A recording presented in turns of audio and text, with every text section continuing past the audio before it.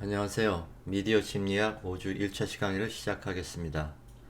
오늘의 주제는 챕터 5 의식입니다. 이번 챕터에서는 의식과 무의식, 수면과 꿈, 약물과 의식, 최면, 명상과 종교적 경험에 대해서 다루겠습니다. 지금 여러분의 의식이 무엇인지 스스로 질문해 보시기 바랍니다. 아마 여러분은 여러분 마음속 어디에 있는 것처럼 혹은 여러분의 눈을 통해서 세상을 바라보고 있다고 여길 것입니다. 만약 여러분이 눈을 감고 여러분 마음속에 있는 것들을 상상한다고 하면 상상 속에서도 많은 생각과 감정들이 오고 가는 것을 인식할 것입니다. 이 장소를 데카르트 극장이라고도 합니다. 여러분의 마음의 눈으로 볼 수 있도록 사물이 제시되는 정신적 화면 혹은 무대를 의미합니다. 그러면 실제로 여러분은 어디에 있습니까? 그리고 어떻게 이 의식의 극장이 여러분에게 다른 사람이 아닌 자신의 세상과 마음에 있는 것들을 보게 할 수 있을까요? 의식은 세상과 마음에 관한 개인의 주관적 경험입니다. 현상학은 의식을 가지고 있는 사람이 사물을 어떻게 보는가에 관한 것입니다. 다른 사람의 마음의 문제는 Problem of Other Minds라고 하는데 타인의 의식을 지각하는 데 있어서 본질적인 어려움이 있다는 것입니다. 사람들은 경험과 행동의 수용 능력에 따라 마음을 판단합니다. 마음 신체 문제는 마음이 어떻게 뇌 혹은 신체와 관련되는가에 관한 이슈입니다. 데카르트가 처음으로 제안했는데 뇌 활성화가 의식적 마음보다 앞서 일어날 수 있습니다. 이번에는 의식이 무엇인지에 대해서 질문을 던지는 동영상을 소개하겠습니다. Here are two images of a house. There's one obvious difference, but to this patient, P.S., they looked completely identical. P.S. had suffered a stroke that damaged the right side of her brain, leaving her unaware of everything on her left side. But though she could discern no difference between the houses, when researchers asked her which she would prefer to live in, she chose the house that wasn't burning. Not once, but again and again. P.S.'s brain was still processing information from her whole field of vision. She could see both images and tell the difference between them. She just didn't know it. If someone threw a ball at her left side, she might duck, but she wouldn't have any awareness of the ball or any idea why she ducked. P.S.'s condition, known as hemispatial neglect, reveals an important distinction between the brain's processing of information and our experience of that processing. That experience is what we call consciousness. We are conscious of both the external world and our internal selves. We are aware of an image in much the same way we are aware of ourselves looking at an image, or our inner thoughts and emotions. But where does consciousness come from? Scientists, theologians, and philosophers have been trying to get to the bottom of this question for centuries without reaching any consensus. One recent theory is that consciousness is the brain's imperfect picture of its own activity. To understand this theory, it helps to have a clear idea of one important way the brain processes information from our senses. Based on sensory input, it builds models, which are continuously updating simplified descriptions of objects and events in the world. Everything we know is based on these models.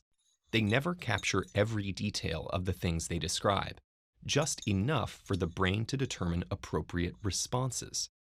For instance, one model built deep into the visual system codes white light as brightness without color. In reality, white light includes wavelengths that correspond to all the different colors we can see. Our perception of white light is wrong and oversimplified, but good enough for us to function. Likewise, the brain's model of the physical body keeps track of the configuration of our limbs, but not of individual cells or even muscles, because that level of information isn't needed to plan movement. If it didn't have the model keeping track of the body's size, shape, and how it is moving at any moment, we would quickly injure ourselves.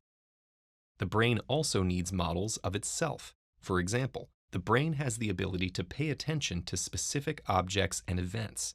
It also controls that focus, shifting it from one thing to another, internal and external, according to our needs. Without the ability to direct our focus, we wouldn't be able to assess threats, finish a meal, or function at all. To control focus effectively, the brain has to construct a model of its own attention. With 86 billion neurons constantly interacting with each other, there's no way the brain's model of its own information processing can be perfectly self-descriptive. But like the model of the body, or our conception of white light, it doesn't have to be. Our certainty that we have a metaphysical, subjective experience may come from one of the brain's models, a cut-corner description of what it means to process information in a focused and deep manner.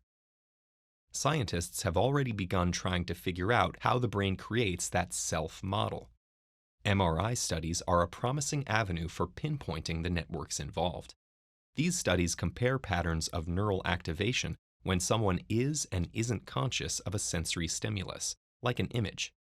The results show that the areas needed for visual processing are activated whether or not the participant is aware of the image, but a whole additional network lights up only when they are conscious of seeing the image.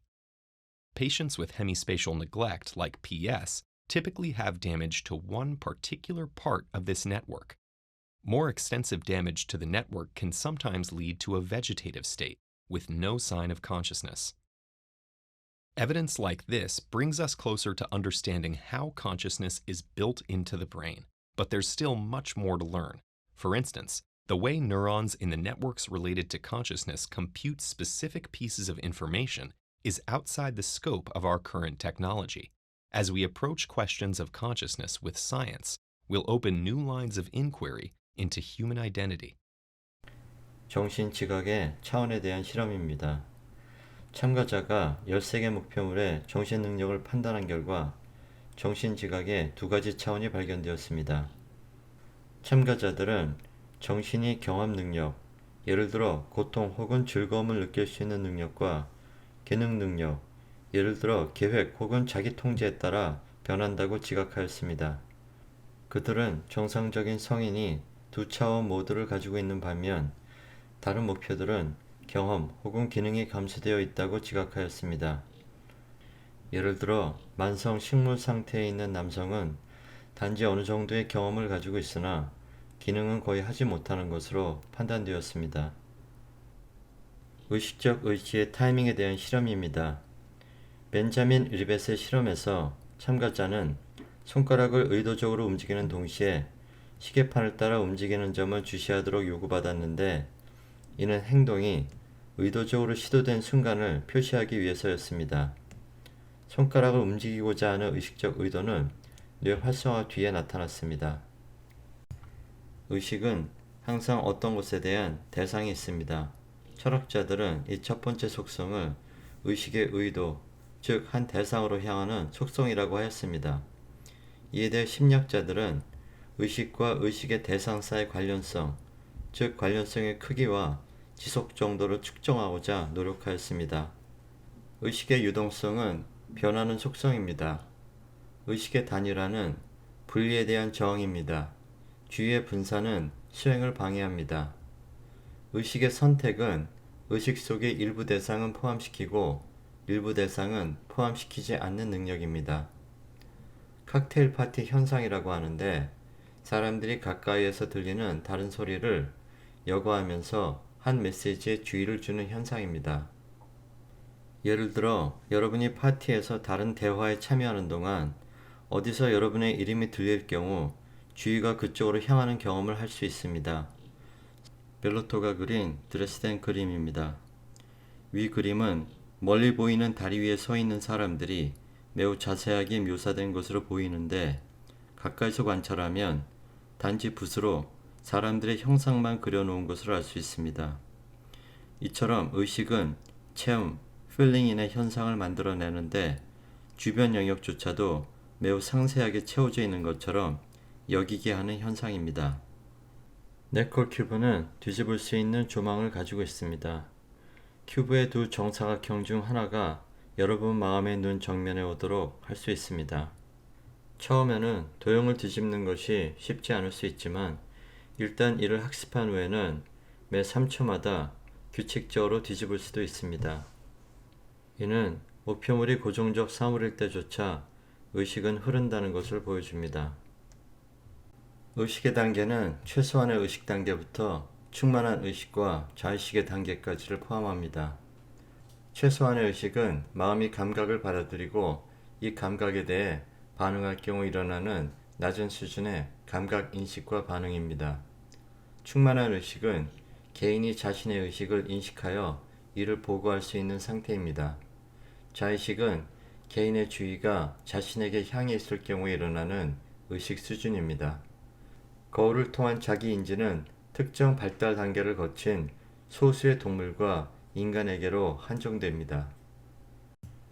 의식의 내용은 소리내어 생각하기 또는 경험 표본 기법을 통해 의식적인 경험을 보고할 수 있습니다. 연구들은 의식이 현재 관심사로 지배되어 있음을 보여줍니다. 정신통제는 멘털 컨트롤이라고 하는데 마음의 의식적 상태를 바꾸려는 시도입니다. 사고 억제는 생각하는 것을 의도적으로 피하는 것입니다. 러시아의 소설가 도스토옙스키는 사고 억제의 어려움에 대해서 말했었습니다. 사고 억제의 반향 효과 혹은 반동 효과는 사고 억제 후 더 자주 사고가 의식으로 되돌아오는 경향입니다. 정신통제의 모순 과정은 모순되는 오류가 일어나는 것은 오류를 모니터링하는 정신과정 자체가 오류를 초래하기 때문입니다. 모순되는 모니터링 과정은 의식의 밖에서 작용합니다. 사람들의 마음속에 무엇이 있는가를 알 수 있는 한 가지 방법은 사람들에게 그에 관한 질문을 하는 것입니다. 대학생들의 현재 관심사가 캐리고리와 example과 frequency, 빈도로 나타나 있습니다. 많은 연구들은 사람들에게 단순히 마음속에 있는 것을 생각하게 하는 방법을 사용합니다. 이보다 더 체계적인 방법이 경험 표본 기법인데 사람들에게 자신들의 의식적 경험을 특정 시간에 보고하게 하는 것입니다. 예를 들어 사람들에게 전자 무선 호출기를 제공한 후 하루 동안 무작위로 무선 호출기가 울리면 그 순간에 자기들이 하고 있던 생각들을 보고하게 하였습니다. 정신통제, 즉 멘털 컨트롤은 마음의 의식적 상태를 바꾸고자 시도하는 것입니다. 예를 들어 어떤 사람이 미래에 대한 걱정으로 고통을 받는다면 예를 들어 만약 괜찮은 직업을 가지지 못하면 어떡하나 하는 것입니다. 이때 너무 불안하고 불확실하여 이에 관해 생각하지 않기로 마음을 먹을 수 있습니다. 미래에 관한 걱정이 일어날 때마다 이 사람은 사고 억제, thought expression, 생각하는 것을 의도적으로 피하는 것을 행할 수 있습니다. 이는 완벽하게 좋은 전략처럼 보이는데 왜냐하면 걱정을 없애주고 그 사람으로 하여금 다른 것에 관해 생각할 수 있게 하기 때문입니다. 그러나 사고 억제가 정말 효과가 있을까요? 웨그너는 북극곰에 대해 사고 억제를 하는 실험을 수행하였습니다. 연구 참가자들에게 5분 동안 흰곰에 대해 생각하지 않도록 노력하는 동안 마음에 떠오르는 모든 생각들을 녹음하도록 하였습니다. 이에 덧붙여서 흰곰에 대한 생각이 떠오를 때마다 배를 누르게 하였습니다. 그 결과 연구 참가자들은 1분에 한 번 이상 배를 눌렀습니다. 사고 억제는 단순하게 작용하는 것이 아니라 원하지 않는 생각들을 오히려 더 많이 일어나게 했습니다. 이러한 현상을 사고 억제의 반동 효과라고 합니다. 즉, 억제 후 더 자주 사고가 의식으로 되돌아오는 경향은 정신 통제가 어렵다는 것을 시사합니다. 생각을 억제하려고 노력하는 시도 그 자체가 사고를 더 강력하게 의식으로 되돌아오게 합니다. 반동 효과의 실험 결과를 나타난 그래프입니다. X축은 분수이고 Y축은 배를 누른 횟수입니다. 파란 색깔의 서프레션이 없었던 그룹은 시간이 지나면서 값이 감소하는데 빨간색의 서프레션이 있었던 그룹은 시간이 지나면서 오히려 더 증가하는 것을 알 수 있습니다. 많은 정신과정이 무의식적으로 일어납니다. 우리가 그것을 경험했다는 것을 알지 못하는 가운데 일어납니다. 먼저 프로이트가 주장하는 고전적 무의식 이론을 살펴본 뒤에 현대 인지 심리학에서 설명하는 무의식 정신 과정에 대해 살펴보도록 하겠습니다. 프로이트의 정신 분석 이론은 의식적 사고를 무의식적 과정으로 구성되어 있으면서 깊숙이 존재하는 마음의 표면으로 여겼습니다.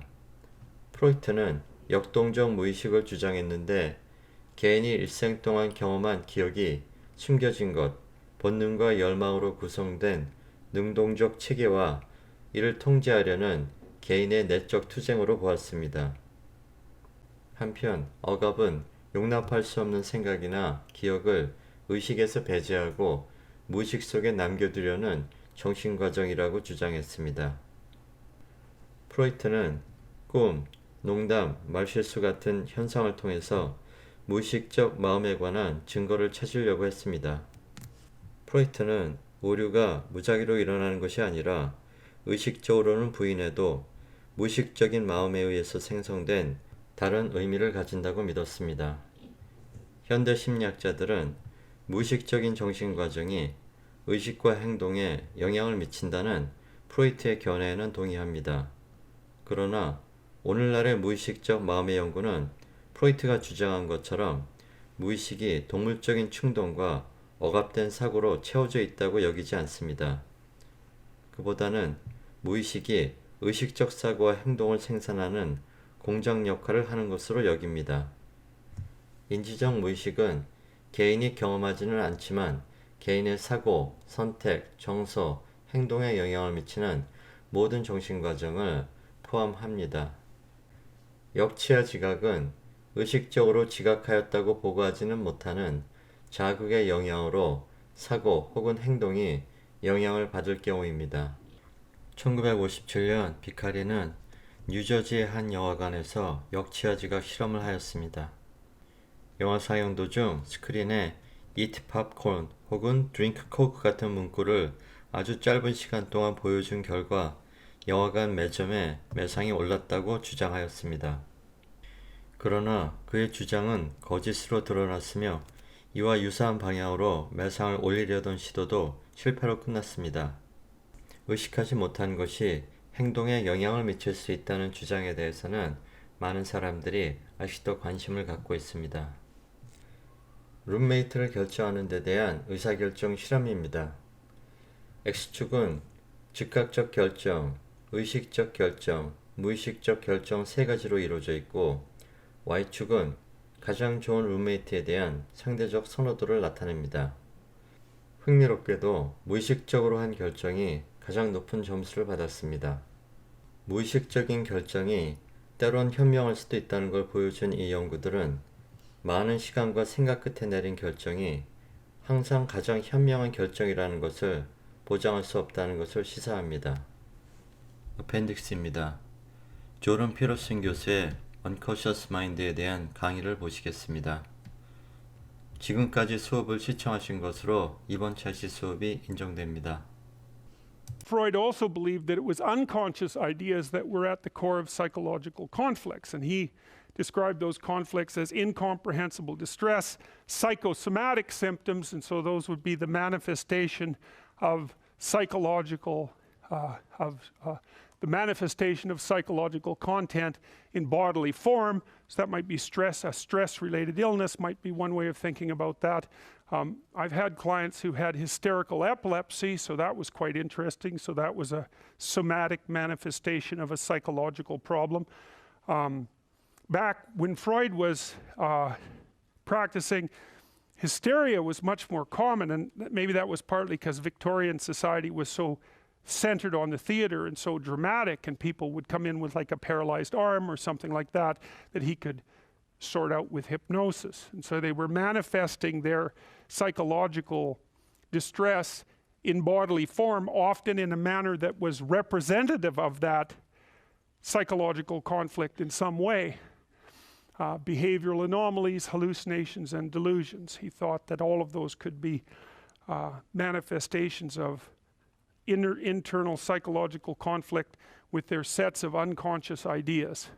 So, you know, let's go back to the boss example. Your boss says something nasty to you, you come home, someone says something a bit provoking and you fly off the handle, and then you have an argument about what the hell's up with you, because they say, well, look, what I said was, you know, this big and you reacted like this, and you're going to say, well, no, you're always annoying like that, and which is kind of a denial thing, and maybe the person doesn't let up and they say, no, I really know that something's wrong, and you do like 6 other things to keep them the hell away from you, and finally they're persistent enough so you break down crying and you say, well, I had this terrible day at work, and you didn't even really notice that you knew that until the moment of the tears. And you see that very frequently in psychotherapy too. If you're talking to people, for example, maybe they're relating a story about their marriage that collapsed badly, and they're talking, and all of a sudden they'll say something and they'll tear up, and then they'll continue, and you can grab that. You say, look, you just said something. I noticed that your eyes filled with tears when you said that. What was going through your mind? Now, often unless you catch it quick, they'll forget. So they're talking, and the talking about the past is, you know, flashing off imagistic memories, and you'll say, well, that made you cry, and they often don't like that, because for obvious reasons, that something's come up that they don't want to talk about.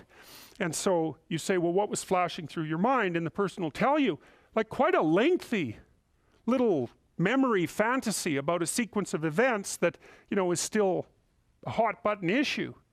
And that's another example of this underlying complex, you know. And if you watch people, you can watch people in normal conversation, this happens all the time, their eyes will move, or they'll smile, or you can see as they're speaking that all sorts of different ideas are flitting through their head. It's dreamlike in a sense too. It's sort of as if the person is talking and they're dreaming at the same time. There's this image-laden set of memories that's going on at the same time. And that can be quite broad, far broader than they could encapsulate in the words. And so you can catch that. And if you're really listening to someone, really paying attention to them, you can see when they're doubtful, or when they pause for a long time. That's another one. You know that something's come up that's occupying their mind and interfering with the flow of conversation. And Freud was very good at listening in that manner. Well, that happens with jokes too, you know. And like, for example, when I was showing you guys the Lion King stills the other day, and I showed you that picture of Nella laying on her back with that peculiar expression on her face, everybody immediately laughed. And Freud would have considered that an entry point into the unconscious, because there's a reason you were laughing about it, and everybody recognizes it instantly, and they laugh about it. And comedians are really good at that, because if they're good comedians, they say what everyone's thinking, but no one will say. And it's a relief to everyone, you know. What's his name? Yeah, Russell Peters. I mean, he's a great example of that, you know. He fills a whole stadium with people of all different ethnicities, and every single one of them is dying to be insulted because of their racial background, you know. It's a relief to everyone. So he insults the Arabs, and then he insults the Jews, and then he insults the Christians, and everybody's going, oh, I'm so glad finally someone said that. You know, so he's speaking to part of their unconscious, and it's the part that's actually uncomfortable with all of that kind of discussion being repressed and staying below the surface. It's too weighty for people. So jokes express in playful language what culture will not formally express. So you know too that when the culture starts going after the comedians, that things are not good. So you should leave the damn comedians alone, because they're the people that can tell the truth. And if you start to get annoyed at them, then that's not good. Freud wrote a book called The Interpretation of Dreams, and he was the first person, I would say, who subjected dreams to a really comprehensive analysis, and he used them to investigate the place of complexes in his psychotherapeutic practice. So his clients would recount their dreams to him. Now, he believed that dreams always expressed an unconscious wish, and that was tied into his theory of repression. And by analyzing the dream, you could get down to what was being repressed. Now, Freud believed that the dream more or less tied itself in knots, trying to hide its content in some sense. And Jung believed instead that the dream was actually trying to be as clear as it could. It just wasn't part of the, let's call it the semantic memory system. It was more like a feeler out into the unknown. It was trying to represent things as clearly as it could. And so its use of symbols and that sort of thing wasn't so much to hide the actual unpleasant content from the dreamer, but to express it in the only language that the dream could use. And so Freud, of course, also believed that some of that was true.